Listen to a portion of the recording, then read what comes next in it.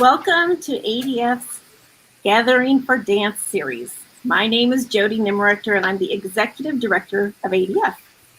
Thank you for joining us this evening in the comfort of your home and or your workspace.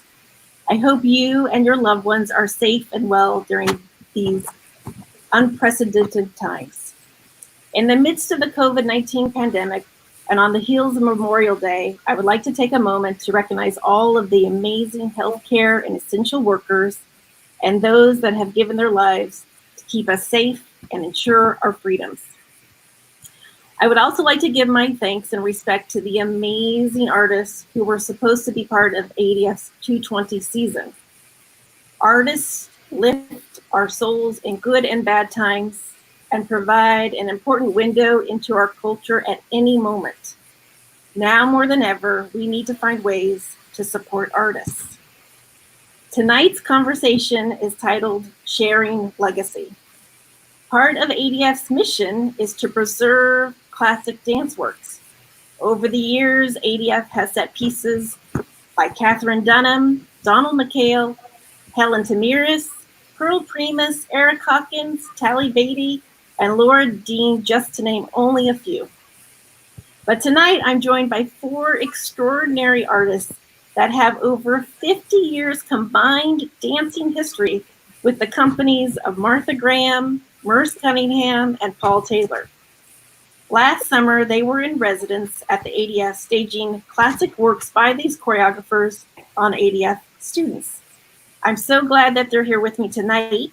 And to get this evening started, I would just love to go around and have each of you introduce yourselves and share a little history with us about working with the respective iconic choreographer and company you dance for.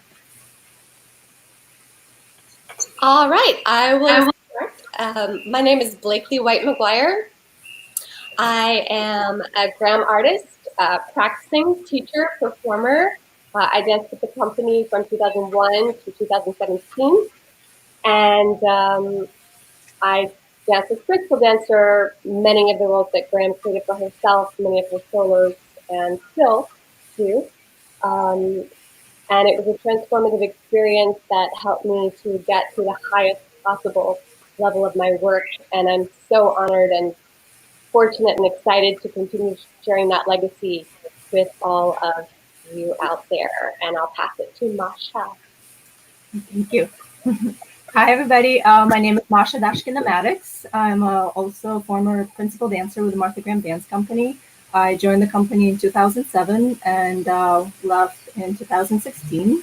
And it was also truly, as Blakeley said, a transformative experience. I've learned a great deal. I've been challenged in many ways than I ever considered even possible as an artist, as an athlete, and just truly had an amazing experience as a dancer and had a wonderful career with the company. And moving on now after leaving the company, it's been really wonderful to continue, as Blakeley said, sharing the legacy and passing on the torch to the next generation of dancers who are now responsible for taking care of this, very precious piece of history in the world of dance. So, and I'm very grateful for being here. Thank you.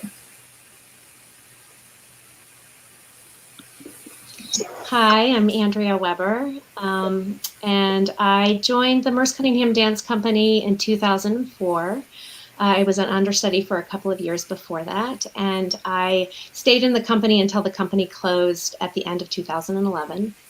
Working with Merce was extraordinary on so many levels. I could talk about that for a really long time, but I think the physical and the mental challenges expanded me as a person, and definitely as a dancer and now a teacher. I feel very honored to have been able to share his technique and his repertory since the company's closing. I've been one of the Merce Cunningham Trust stagers since 2012. Hi, everybody. I'm Michael Trusnovec. I joined the second company of the Taylor organization in 1996.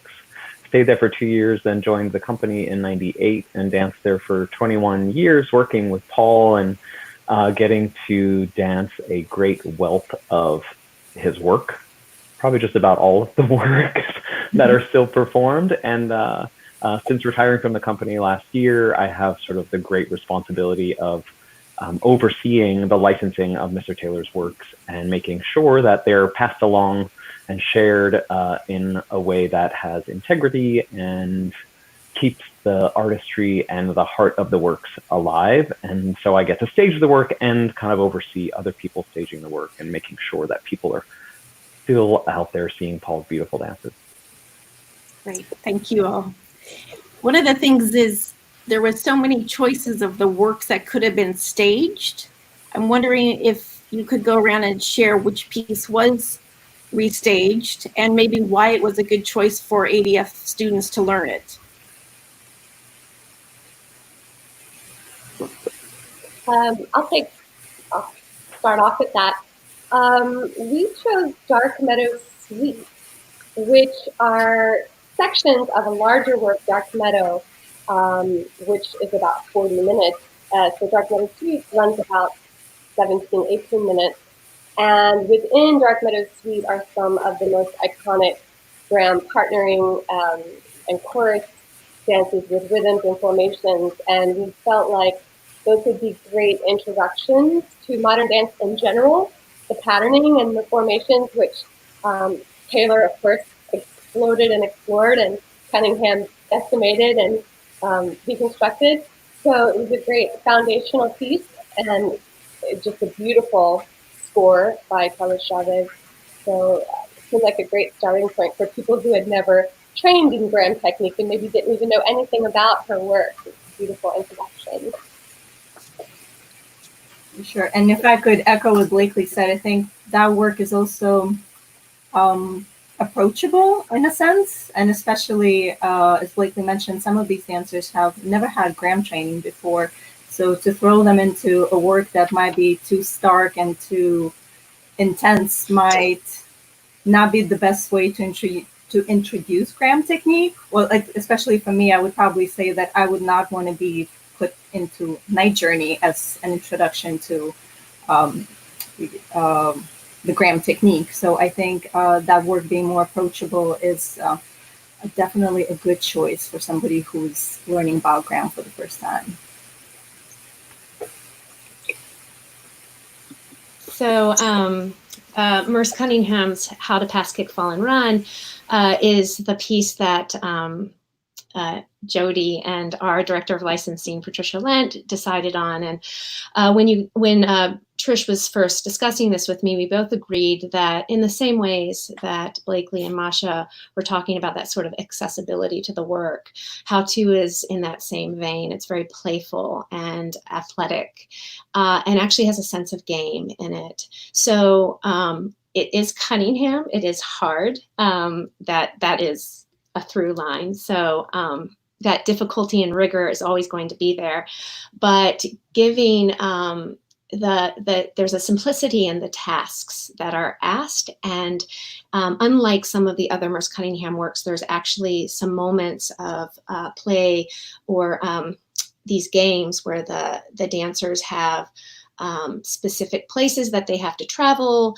timings, but they get to actually make some decisions of how many times they do something or how they travel across the floor. And these playful moments of chance are really great for students at this point in their life. So we thought it would be very accessible and still give them that the weight of what it is to do a Cunningham piece. And we also liked the idea of the John Cage score, which is actually reading stories from his indeterminacy. So there are two readers on stage that by chance and using clocks and all of this are reading stories on the side. So the audience involvement we thought would be really great. The reaction to these stories would be really great for the ADF audience as well.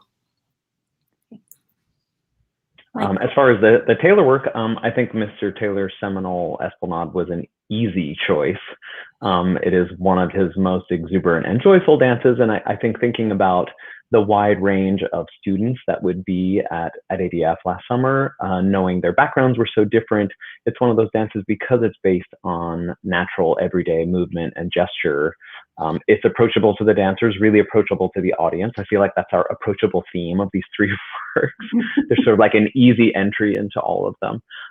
But just the music, the exuberance, the slow sort of build of the dance that is so seemingly simple, and it just gets more and more complexity, builds throughout the work. And I know for me, sharing a work like that with a group of young dancers like that, since it's so focused on building a community on stage, which so many of Paul's dances are about, I feel like it's just an opportunity for a young dancer to not only think about the steps, but to think about the way in which they're dancing with the other people that they're sharing their space with. So. Great, thank you. One of the things that I was struck by this summer was that we brought you to be in residence and to work with the students and to do these rehearsals and to restage the pieces. But I don't know which one of you said it first, but you immediately said, we're so grateful to be sharing the legacy. So I think what's real, hopefully you can hear me. I'm having a little glitch there, okay? What's amazing is that you said to me, you're here to share the legacy.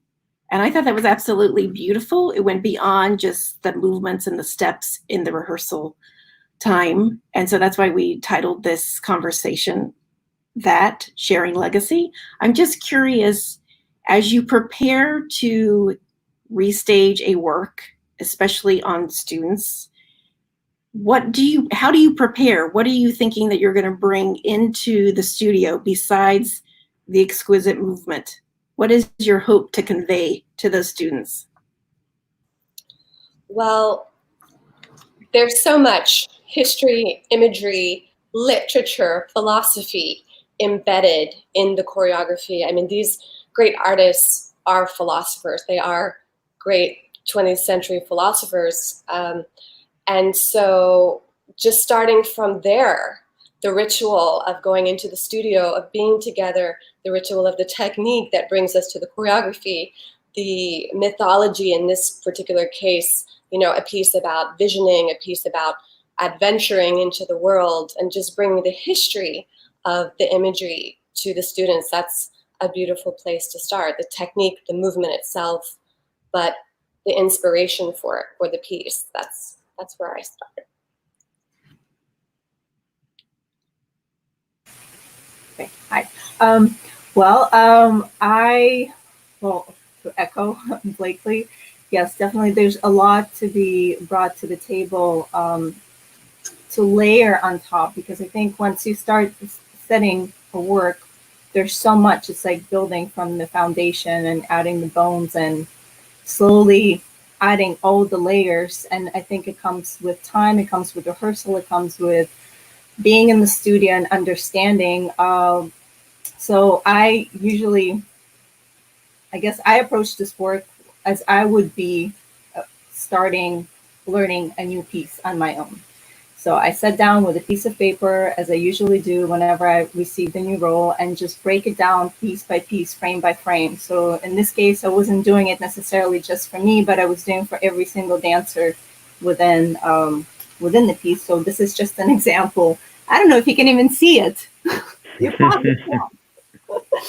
But this is about like 5 seconds of the work being broken down. So this is just from my understanding. This is how I function, because it makes sense to me. And that way, when I come into the studio, I have the picture in mind. I know how to move the bodies around. So we could at least get going on that. And again, going back, as if I were learning a role, this is just the beginning. It goes beyond that. Once you have this structure, it's watching other dancers who have done this piece prior to you, come to their rehearsals, observe them, steal what you can, hold on to things, make phone calls to the people who have performed it, like maybe I don't know, 20, 30 years ago. Talk to them, see what they can give to you. So I did go through that. I talked to Blakeley. I called some other former principal dancers, just tried to gather as much information as I could. So, and I think that's part of the legacy, is passing on that information to the other dancers from as many generations as we could possibly gather this information from, because that is this is how you arrive to the place where you are right now, by following all these people who have made these works possible, and to have them live to the current time. So yes, that's kind of it in a nutshell. There's so much more to it than that, but I'll pass on to Andrea. Well, Masha, my process is actually very similar in that I start again every time I stage a piece. So I had staged How to Pass, Kick, Fall, and Run before, but I always take, especially that second time, to investigate it a little further. Definitely when there's a Merce role involved, because Merce had a tendency to perform it differently every time. So it's, as a stager, it's an extraordinary experience too, and I'm sure you guys feel the same way, to sort of dig into that, to Merce or Martha's or Paul's part. And in How To, Merce's part is he's almost the MC of the piece. It's a series of solos. I almost like to think that he could just keep dancing, but he is interrupted. These solos are interrupted, and there are only a few places where he dances with the other company members. So I too like to sort of go back to the beginning and find new things, and I would do that every time.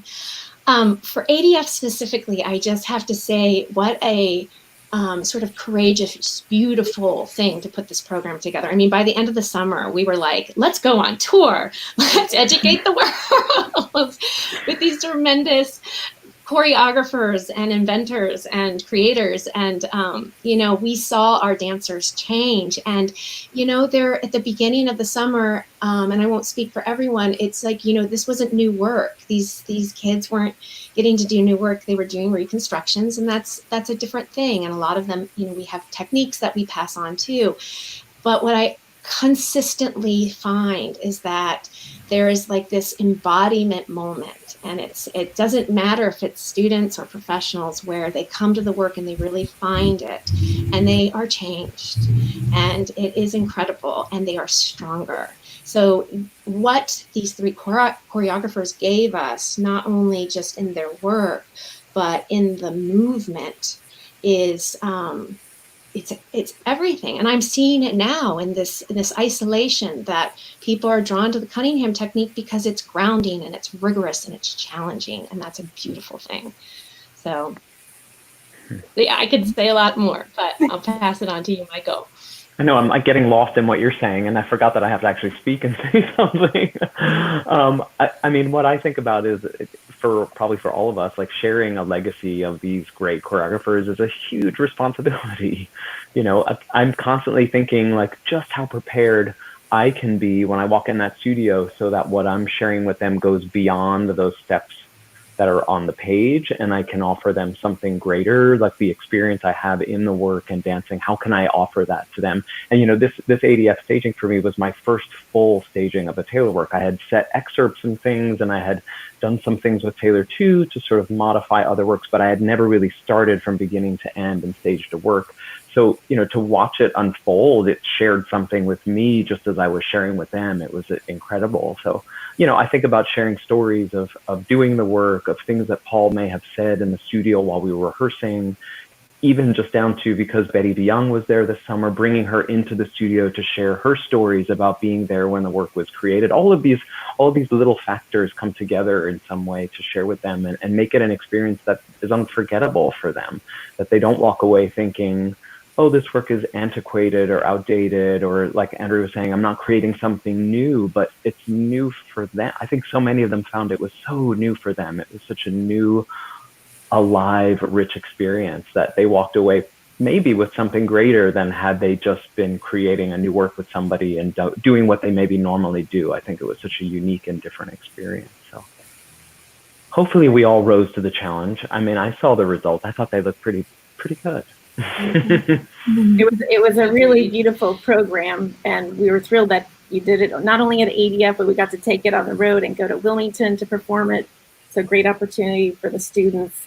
And I just want to thank the Paul Taylor Dance Company, dear friend John Tomlinson, who we co-presented an icon program at Lincoln Center, and that is where the idea came up to try to replicate that, but with ADF students.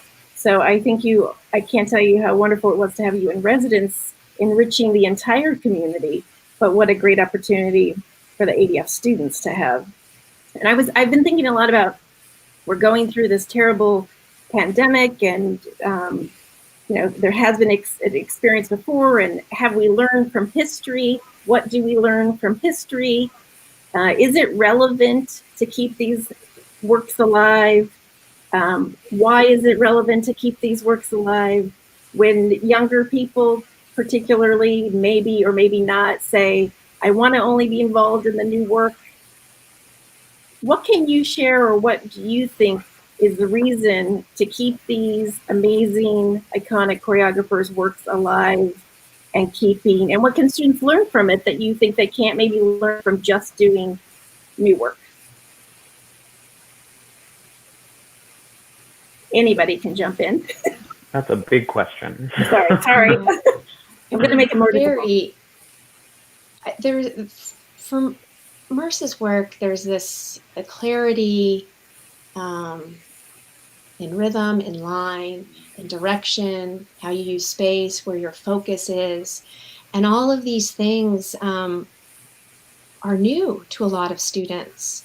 So, I mean, not only is the work great and that gives something to them, but the actual demand to be so specific in movement and to be bigger, to be faster, to be larger.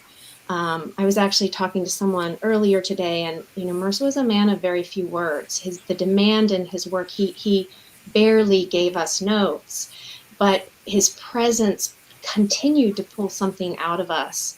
And oftentimes the things he would say would be words with ER at the end: bigger, larger, whatever. And so all I can say is, from my experience, absolutely yes, because the proof is every time I've seen a group of students or even professionals engage in his work, they come out the other end bigger and stronger and have experienced something new. Anybody else want to share something? I think all three of these choreographers, no matter what people may think of their work, just in general, like people have their opinions about the work, they're all masters of their craft. And so they've tried and done so many of the things that today people think are new, maybe. So I feel like at least having that information and knowing what was and what came before all of us, as a choreographer or as a dancer, however you're coming to the work and looking at it, I think it's so important to just have that information. And even if it's just, I hate this work and I don't want to do it and I don't want to look at it, I feel like that's still valuable information to have. So I think experiencing that and having exposure is so important. And so, beyond sharing the legacy, we're sharing these people's experiences, their life's work. It's invaluable. I think it's invaluable. Or I know it was for me, for sure. And I didn't know Paul's work as a young dancer. So I'm so grateful that someone introduced that to me in some way, because I don't know that I would have ever known it. I may have gone a totally different path. So the fact that at some point a dance esplanade was shared with me and I danced in college, I feel like that was life-changing. So opportunity, experience, people, opening the eyes. Yeah, and I'd like to add, there's a reason these dances go on. There's a reason that dances are passed on, and the reason is dancers want to do them. Dancers made ADF, and dancers made all of these companies, dancers. And I think sometimes in the conversation of what should be kept and what is history or what is historical, something gets lost, and that is the actual work itself. Like Michael was saying, these are literally geniuses. I mean, in France, do you know about Voltaire? Of course. In England, do you know about Shakespeare? at the American Dance Festival, we should know about Taylor and Cunningham and Graham and Limon and Donald McHale and so many of our geniuses that we should know about. And how we know about them is we dance their dances. That's how we learn about them. But it's the dancers who want to do it, us, who want to share it, who want to do it. And it's up to us to let the younger generation know why it's important. And also there's a sense of lineage within, you know, every artist that performs now. If you link them back, you could probably trace them back to these particular choreographers, because nobody just gets inspired out of thin air. This is all traceable back in time to see who was inspired by whom, who performed for these companies and no longer wanted to do what they were doing. They just wanted to go in their own direction and do something new. And I think all of that, even if you, as Michael said, if you perform work that you certainly don't like, but there's something in it that feeds the current artist as a performer, and especially if you're a student, I think it's so important to know all these people who came before us, and it feeds the work they're currently doing. Even if, let's say, these dancers who just performed, I'll use Graham work as an example.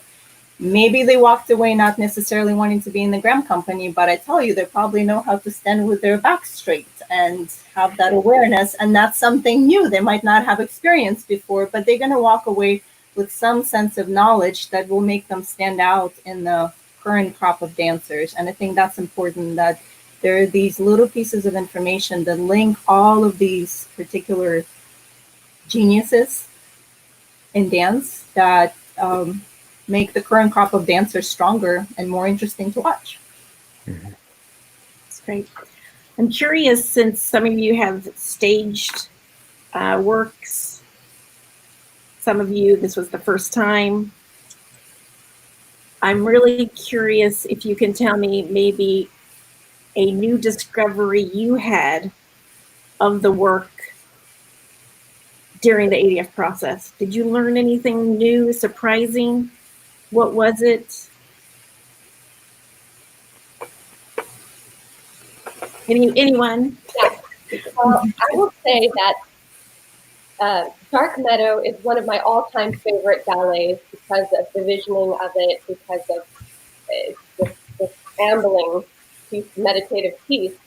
And so much of the partnering is just beautiful and delicate and very difficult. But these dancers who had not studied Graham technique, didn't necessarily want to study Graham technique or do this dance, when they learned saraband, and these were dancers who didn't know each other, there was so much sensuality and, I would say, sexual tension that came through in the partnering that I was so obsessed with the physicality and the forms of the partnering before when I was doing it myself, but watching it, it was like insects coupling, and their naivete towards it and just allowing the movement to give them feeling taught me something new about the piece, and that was a real exciting moment for me. Well, for me, this was the first time I've ever said Dark Meadow. And actually, while I was in the company, I never had, unfortunately, an opportunity to perform the entire piece. I have done little excerpts here and there, but this was the first time I delved into setting the work and really had to dig in through every single piece of information that was available to me so I could rise to the challenge and be present to my best potential for these students. So I think, in a sense, setting the work was just a whole new experience for me because, you know, performing, doing little excerpts here and there is very different from actually, well, first of all, setting the work, but seeing others experience it. So, and especially when Blakeley came in, that was a huge, how can I say this? Eye-opening as well, because it's so wonderful to have somebody there who has viscerally knows how things feel and how they have to be. And it was, I think anytime I'm in the studio, there's always a learning process of some sort. And this was definitely eye-opening for many, many reasons. So it's a learning process for everybody, me included. I just wanted to say really quickly that maybe our viewers are wondering why there are two people that set the gram work. Did it take two people, and the other pieces it only took one person? But we would love to have as many artists in residence as possible. But for many of you should know is sometimes scheduling becomes an issue for people to come to ADF for the entire 5.5 weeks. And it worked out perfectly that Masha was pregnant and about to give birth about 2 weeks, 3 weeks, 4 weeks into the season. And so she started the process, and then Blakeley graciously and beautifully took it to the home run. So thank you both and that's why we have both of you here. I couldn't quite demonstrate the lifts. It was very difficult. Oh, please. You were stunning. You were stunning with your belly. It was amazing. It's challenging to show contraction while having a belly in the front, a proper gram contraction. Oh, but I saw you do it. Yeah. Oh, It was totally. impressive. Yeah. I think I just wanted to say, before we go on to Andrea, if anybody in the audience has any questions and you want to try to send them our way, we'll see if there's some time for people to answer those questions. But Andrea, please share your thoughts. Well, I think that I was thinking about a couple of things. I think it's ADF itself for me is you get this chance to stage a piece over a 5-week period of time, which is unusual with actually 4 days and a nice chunk of time.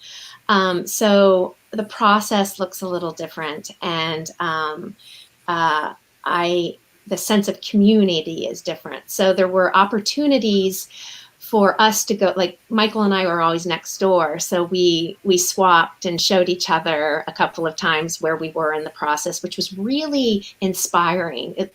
For my group, they walked into the studio the next day going, oh my God, like, look what they're doing. It upped their game a little bit. And then, we invited Shayla V's, Bill T. Jones rep class in, and then we were, talking about how much of the work that she was doing, there's an overlap of what we were doing from a piece from 1965, So, and those kind of things happen at ADF, which is so special. And they don't necessarily happen elsewhere. And I think also just go back to Merce's part and sort of that digging into what is he doing. And I had this really extraordinary dancer, Dominic, who I could push. And I got a chance to, Merce always loved watching someone inherit his part, a young man inherit his part. And it would change a little bit. And I felt like I got to just play a little bit with that, with this specific man. So I'm grateful for his willingness and for the time to do so. Yeah, it taught me a lot. Great. It's amazing just how many similarities between Merce and Paul working. It's kind of amazing. See, I learned something this summer. I learned a remarkable amount of things this summer, especially because it was the first staging. I had danced the same role in the dance for so long, and even sitting and sort of coaching other dancers. And when I wasn't, cast in, or when I wasn't dancing a particular work, I would sit out and assist Betty or assist Paul and watch the work. It's a totally different experience, kind of unlocking all of the many little pieces of like a great work, seeing them sort of coalesce and come together. It's like you're doing a puzzle, basically. You're putting all these pieces together. So I feel like so much information was constantly revealed to me every day about the work and the genius of the work. And then besides that, just like the genius of the work and how that translated on this new group of young dancers that one didn't know each other, didn't know me, and slowly, like who they were as people and as young dancers starts to emerge in the room, and you learn so much about them. And I didn't expect that. I didn't expect to sort of feel so intimate with this small group of dancers and feel so connected to them because of that sharing of legacy and sharing the work and sharing the experience. So I mean, that's a small tidbit of what I got this summer, but I feel like that was one of the heaviest things I feel like I carried out that had the most weight and meant the most to me. I'm so curious because I actually don't know the answer to this, but did you guys know each other personally besides seeing each other maybe perform before coming and spending time together at ADF? I didn't know Andrea, but I knew Blakeley and Masha. Didn't know Andrea. Yeah, But I yeah. didn't know you guys. Well, I had staged a version of Angels on Michael not that long ago, so I got to see him do to work in that kind of legacy with him, which was really fantastic. And when I hear him talk about the relationship that he cultivated with the students at ADF, I felt that very much with the Paul Taylor Company when I got to go in and work with Linda Hogue, staging the version of Angels. And you just fall in love with the people, whether it's a professional company or a student company or people coming to ADF for the summer.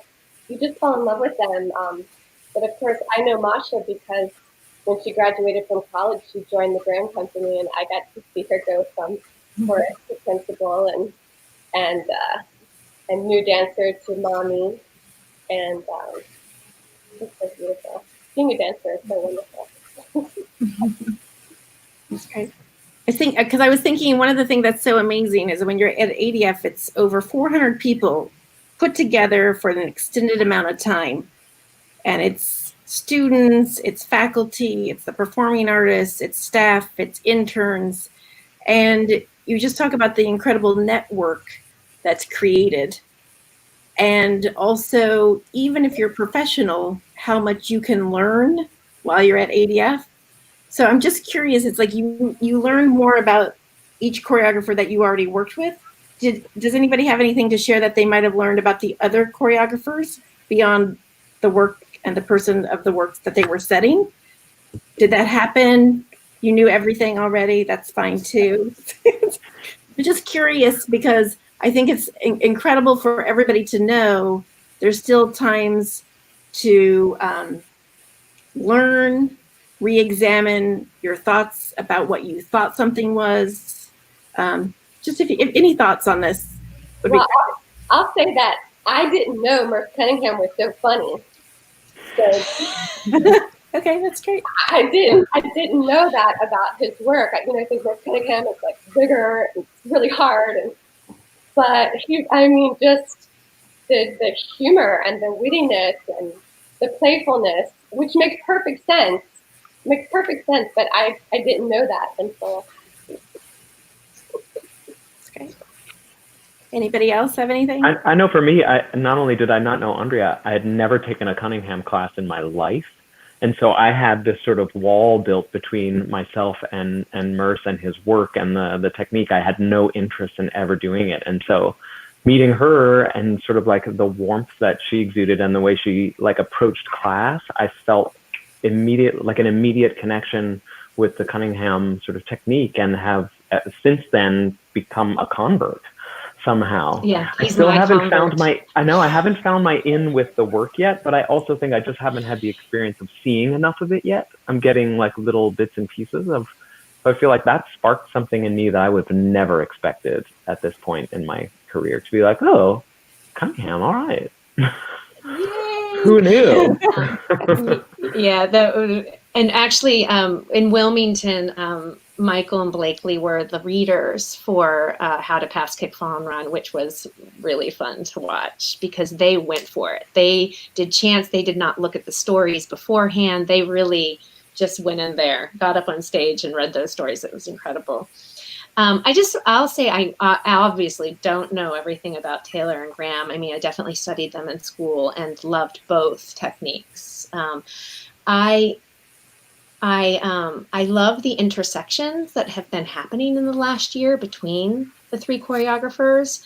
There's some dialogues happening, and even teaching at the Taylor School for an intensive this December.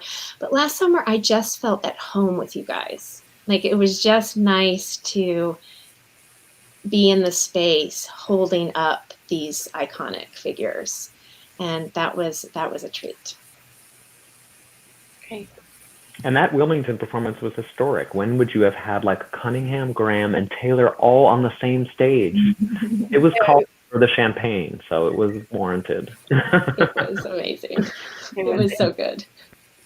So we have a really great question from somebody watching, and it's sort of perfect timing based on what we've just said. But can you speak to, do you think it will be possible to set/create works with dancers online? Can the dance world transition to embrace and take advantage of the situation instead of seeing a negative in this very difficult time for all of us not to be together in the same studio, rehearsing, creating? Oh, absolutely. I think that's my personal opinion. I think so. Dancers want to dance. They're going to continue wanting to create, and so do the choreographers. And this is not a way to shut the book or shut the door and say, if we're not in the same studio together, then this is no longer a possibility. And I'm already seeing people create via Zoom. They're having their sessions and they're creating brand new work via Zoom for performances. And I don't think that's, yes, is it challenging? Of course. Is it new, innovative? I think you have to continue, do what makes us happy, what makes us alive, and this is what makes us dancers. And you have to adapt; it's inevitable. So yes, from me, that would be a definite yes. I would say I think creating, absolutely creating new. I think like speaking for the Taylor work and trying to stage repertory in this medium, I don't know. I think it'd be really challenging. I think so much of the work, it relies so heavily on physical interaction and having that sort of intimacy with somebody in the work. And I don't know if you can get that through the screen. So I don't know if the question is really pushing towards like staging a legacy work. I don't know. I think you can teach snippets of repertory. I think you can share parts of, but having the experience inside the work with people in a three-dimensional space where you're touching one another and you're looking in someone's eyes, I don't know that can be captured quite yet in this medium. I hope that someone can figure it out, because that would be incredible. Do we need to go into sort of a 3D or a virtual world in order to sort of mimic that experience? But I can't imagine it replacing the actual sensation of taking someone's hand or being, that close to them. I can't personally see it yet. Mm-hmm. Yeah, it's quite complicated as well. Like you can do a workshop and maybe teach phrases, but I don't really see how a Cunningham work could come together without more diversity in the filming. Yeah, and I think it's just really important to look at the technology for what it is and not try to shoehorn other things into it. I mean, we can experiment with the practices that we have in the studio and what can translate, but it's really a frontier, and the work that we make online will be the work that we make online. And so I feel my students, I do a lot of teaching online now. And when we're able to just embrace, this is where we are, what can we do here instead of trying to do something we did there, then the creativity starts to flow. And I think that's really where Cunningham is such an inspiration, because he, was such a player with technology. And I kind of think sometimes like, well, what in the world would Cunningham do? Who would he look to? Or what kind of, experiment might he do? And I think there's a lot of artists who are experimenting in big ways, and we have to take the time to look at what people are doing. A lot of you are teaching a lot, so I'd be curious, maybe you can just share with people, how are you teaching the technique online? Are you teaching it differently? Andrea, you said right before we came on, it's like now you're having to really demonstrate everything. How has your role as a teacher changed in these online classes? Well, it's definitely getting me in shape. I've done Instagram Live classes for the Cunningham Trust, and I've been teaching some intermediate Cunningham classes on Zoom. which is really lovely because I can, spend a little more time talking about the back movements and the torso work and see the student body. But as a teacher, it's much more physical. I show everything, I do everything. And I've evolved with it. Like even with the Instagram class, I actually can now imagine people doing it with me, or like that this vibe that you're sending out is going farther. At first, it just felt like a crazy physical experience. So it is amazing to see my own evolution with it, and my sense of feeling more secure, and it's humbling, but really fulfilling. And then the Zoom classes are just a treat, because I feel like that is the thing that I do every week that really grounds me. And it reminds me that I love to do this. I love to share this work. I love to share the technique. And I've gotten a lot of responses back about that and how it has been the thing that has gotten people through during this time. So I'm thankful to be in that space to give it, and to also be taking classes. Anybody else? Blakeley, how are you in the teaching? Or Michael? Oh, I just want to say that I took class with Charlie with counter techniques, and something that I think is really helpful when people have had a physical experience in the studio with the teacher, then the online classes are, you can imagine you're with the teacher, with the leaders of the class. And it was so much fun taking counter techniques with Charlie, who's in San Francisco, and I was here, and we're like ADF, and I'm in New York. So, yeah, I just want to give a shout out to counter techniques and ADF. It's awesome. Yeah, and I would say no matter the format, I feel like, yes, we're all getting to share something with people out there, whether we see them or not. I find it is better when I can see some people, even in a Zoom format.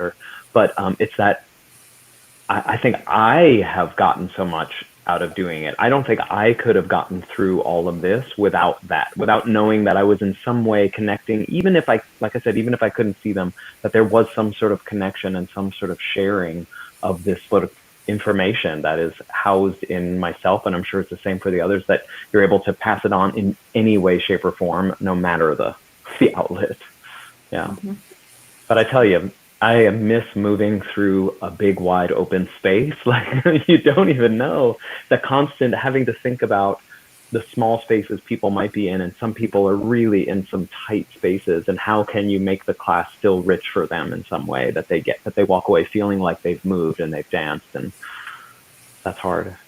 Mm-hmm. That's great. Can you share just really briefly, besides the teaching, what are you doing for yourselves to take care of yourself right now?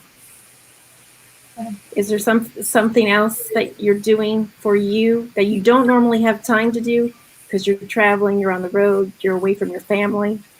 Yeah, I'm writing a lot. I'm writing a lot of poetry. Of course, photography practice, that's epic.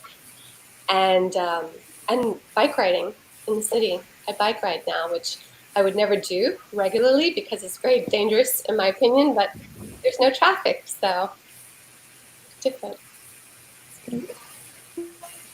Masha? I got back into, I paint and sketch on the side, so that's been something that's been on the back burner for a very long time. So I have finally carved out a little piece of time to kind of refresh that and get creative in that medium, which I haven't done in a very long time. So that's been my time. That'd be nice. Well, I've had a lot of family time, which is really precious. I have a 20-month-old, and my husband is a chef, but he hasn't been working. So we've actually had time that we would have never had, which is a gift. So I am grateful for that.